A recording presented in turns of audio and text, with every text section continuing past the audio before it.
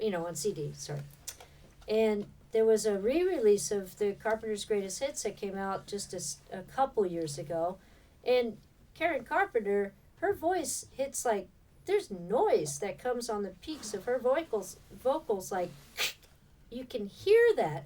It's like, and this was mastered by a very experienced person. I'm not going to name names, but it's like, how can they release that sounding like that? Or how you listen on the radio and the limiter is just destroyed. The radio limiter has destroyed it. So how can you record something that's so hot and distorted, and then when the radio adds its processing to it, the record gets completely trashed. I mean, we're driving around. Dave will say, "Where'd the snare drum go?" And I wasn't even focusing on the snare drum, but then I start listening. It's like, oh yeah, you can't even hear it because it's over limited. Yeah, see, so you have to learn how to listen in the digital world. Okay, operating level, and those of us who have did the Avid TDM thing. Okay, so in that world, the maximum signal was plus or minus 1. Numerically was the range that it had to be in. And that kind of forced, if you were paying attention, you into a certain range. Because if you went beyond plus or minus 1, you clipped and it was a bad thing. But once we got to floating point, what can happen within the channel, not the recorded part, and not the output part, which ends up being two separate things, but through the plug-in chain with floating point, it can be plus or minus 2, plus or minus 3. Well, a lot of this code was never really designed to really go beyond plus or minus 1, and things were done to make it so it tolerates that, and and an EQ might be okay, and some other things may not be so okay with that. So because of the floating point, it allows you to actually operate at a much hotter level within the plugins than you really should. And in theory, the floating point mixer can kind of take care of that, but you may have already done some damage, within that plug-in chain because of the hot levels. But it still comes down to when you go to output the audio out of the thing to your D to A, you still have to be within the plus and minus 1 range. The world is fixed point. Yeah. The world is fixed point math, not floating point. And as long as, whether you've got 64-bit floating point audio or 32-bit floating point audio, it doesn't really matter. You still have to gain trim that down so you're still within that plus and minus 1 range. And in doing that, okay, so we got too hot here and we had too much gain here and too much gain here, so we got to pull it down here and we got to pull it down here, and then maybe we got to trim it for the output level. Gee, we're starting to add more processing and more multiplies, and every time we do all these things, we deteriorate things. So you have to be really careful that even though floating point will handle it, don't go beyond plus and minus 1. Treat it with either, maybe 20 dB down doesn't always work, but at least leave some room in there because things just get unhappy. The mathematicians will say this works. See, here's the math word, it works. Well, why doesn't it sound right? Well, you have to listen, and you have to know what to listen for. And sometimes I didn't innately know how to listen for when I first started in the audio business. I was testing compressors, and I'm like, I didn't really get it. Like, why would you use it? And someone had to explain to me, and maybe play a certain track and say, now listen how the snare drum does this or whatever. For me, at least, sometimes it's not innate what you're listening for, and that's why hanging out with other engineers and other people who know to pass that knowledge to you is really life-changing. The part of the question wasn't it in the analog world, wasn't it? Yeah. So what you have to think about is if you come into a converter if you have an analog chain, on the whole, I think it's, as long as you don't crank things too much, it probably works reasonably well by just doing XLR to XLR through it. With our pieces of equipment, probably has enough dynamic range to cope with that. You don't have to sort of fiddle with levels. You can just say, well, as long as I have nominal level through, unity gain to begin with through, it probably will work. But when you come into the converter and then what happens with sort of the level. You have bizarre requests from people. One wanted me to recalibrate. I do an analog limiter, which can sound good, but it can sound horrible. But it will not go over after. It's a brick wall thing. And they wanted me to recalibrate that to plus 26 dBu instead of maximum plus 20, because I was so stupid to not understand that if they set up their converter to plus 26, it will be, their records would be 6 dB louder than if they were coming in with plus 20. And try to tell someone like that who just sniggers. You can hear over the phone how stupid they think you are, who don't agree with them. And they are just going to be so famous. And there's one from Los Angeles who was talking about the 2 dB extra. Well, he went out of business within less than a year, but it obviously didn't work. Actually, it was 4 dB, it was. But it obviously didn't work. I've recently got someone in South America that wanted to have this thing, a limiter set up to plus 24, because he got it because everything clipped too badly in the converter, which his input is set to plus 20 max, so it's fixed to 20. And when he put the limiter in, it limits too much. Well, yes, because you got more level than you should enter it. So if I set it up to 24, of course, it will still distort on the input of the converter. But here is another thing. So if you come into the converter with near to 0 dBFS, and you then put, again, sort of unwittingly, you might then add, if you have a plug-in, and you just do a little bit of boost of something, like a bass frequency, or you have a compressor with a slow attack on it, you've gone over that level. So now it has to be brought down. This was the curse with digital machines. The first generation of digital machines, multi-tracks, the very first one left the factory possibly set up to plus 28 on the output, which was more than anything could handle, the mixing console. The next generation was plus 24. You put that into an input of an SSL, and it didn't really have much more headroom than that. You add a little bit on an EQ and it would clip. Or puts the fader up just a dB, it would clip. And hence it got a bad reputation for not sounding good because of a Sony into an SSL. Didn't sound good. All you have to do is turn down all the line levels or recalibrate the machine to be set at plus 20 or plus 18 or a bit lower, even lower than that. If it was an analog machine, it would be plus 14, plus 15. Yeah, well, see, the same thing applies to the A to D. Yeah. Because when I've dealt with things like with a head box, and I try to explain to people, you need to allow some headroom for your analog stuff on the input side to work. Yeah. You don't, if you set the box up so plus 20 is clipping on the converter, you don't want to set your peak limiter to plus 20. You might really want to allow for some headroom. Or if your peak limiter only has 15 volt supplies and it's only ever going to get a plus 20 out of it, don't push it to that limit.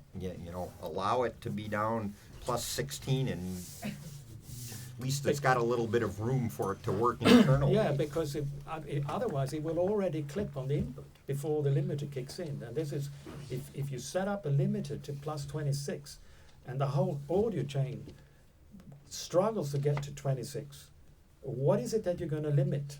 Yeah, or you There clip, isn't anything. or even if the audio path was clean, you still clip the side chain so the thing doesn't behave properly. No, so you need to.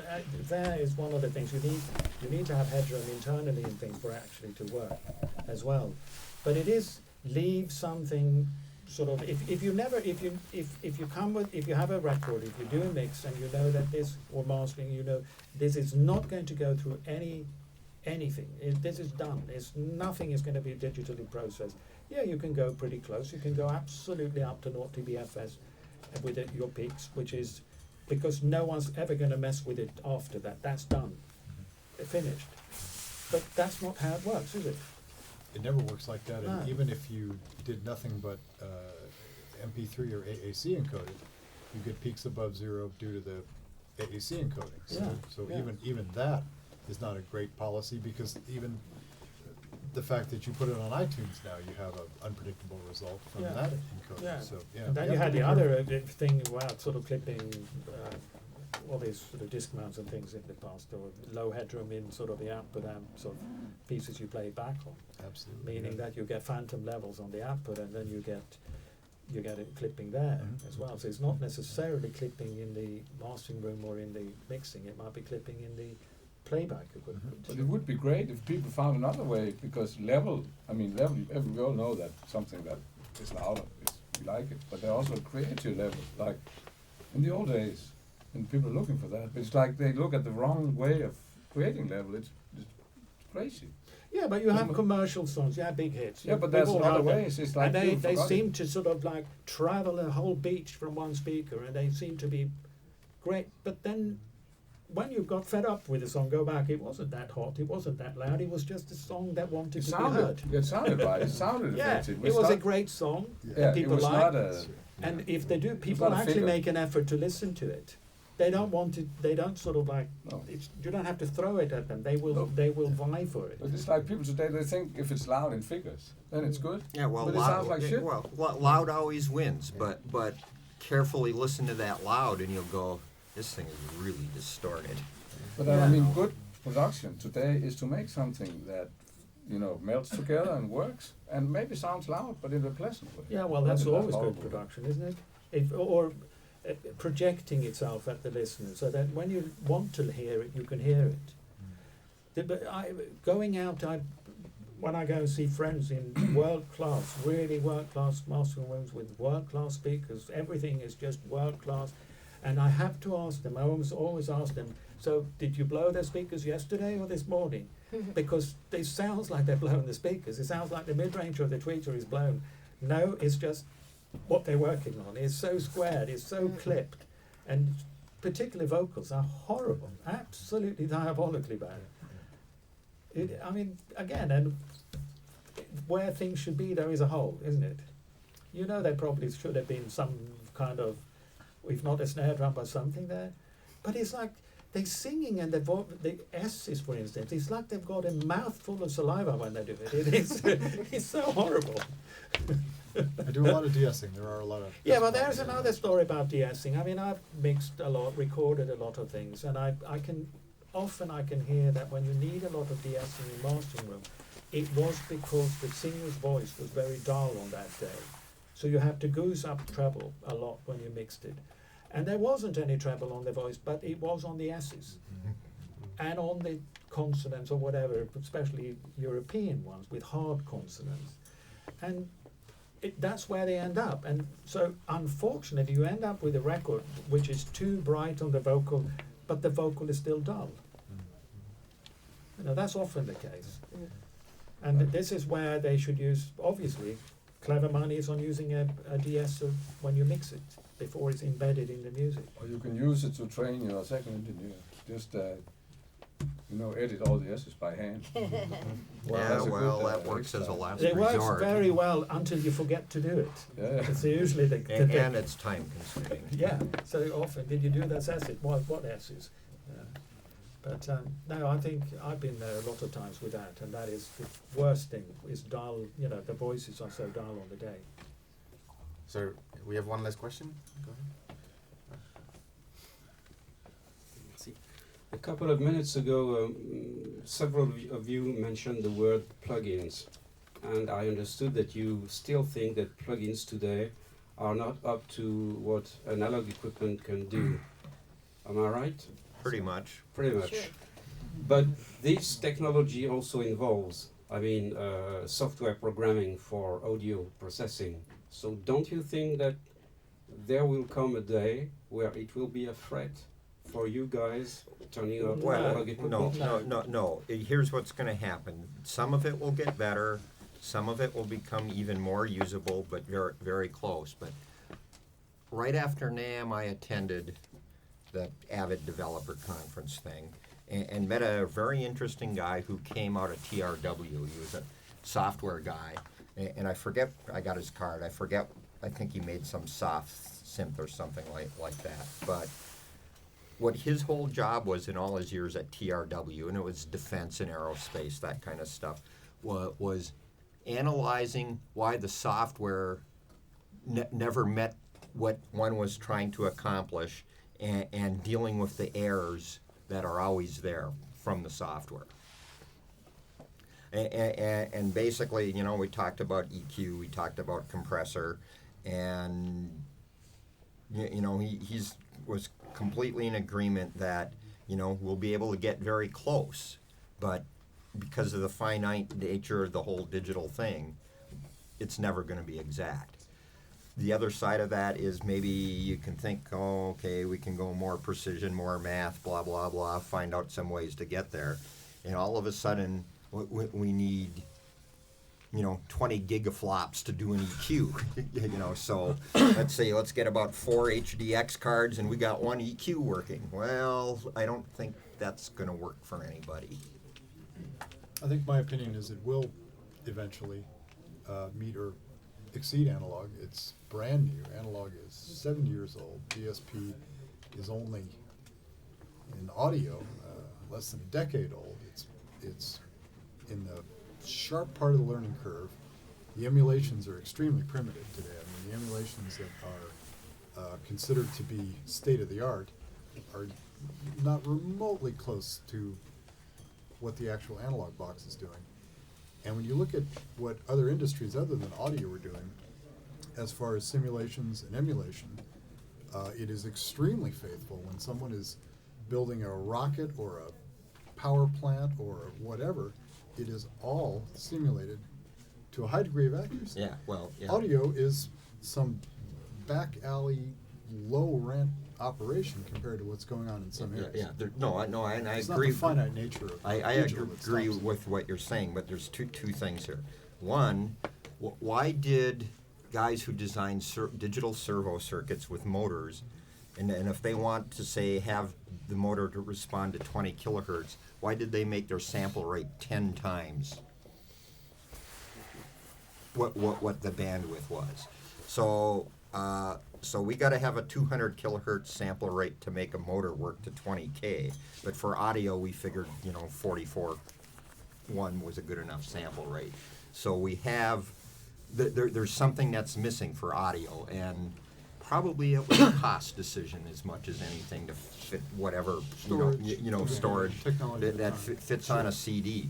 The other thing, as a plug-in designer, the thing that we always hear is how many instances per chip? How much power is this going to hog for my computer?